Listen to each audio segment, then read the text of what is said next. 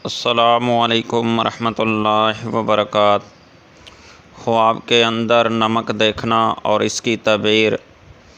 नमक जो ये सालन के अंदर, सब्ज़ी के अंदर, खाने के अंदर ये इस्तेमाल किया जाता है, इसकी तबीर।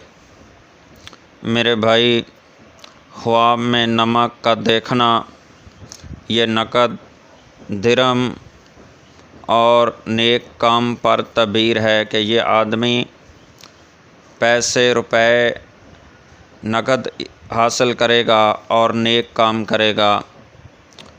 अगर कोई मेरा भाई ख्वाब में देखे कि इसके पास सफ़ेद नमक है, इस ख्वाब की तबीर ये है कि ये आदमी, ये ख्वाब देखने वाला भाई इसी कदर नकद रुपए हासिल करेगा।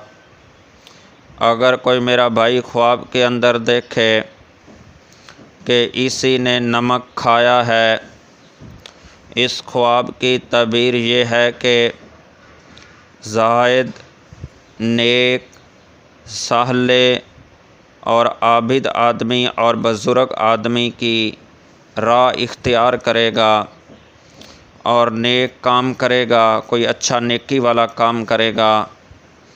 और मैला नमक, जो नमक साफ़ ना हो, मैले रंग का हो, अगर कोई मेरा भाई ये नमक देखता है तो ये जंग और झगड़े पर दलील है। ऐसे मेरे भाई को इस्तग़फ़ार करना चाहिए और इस ख्वाब को ज़ाइल करना चाहिए।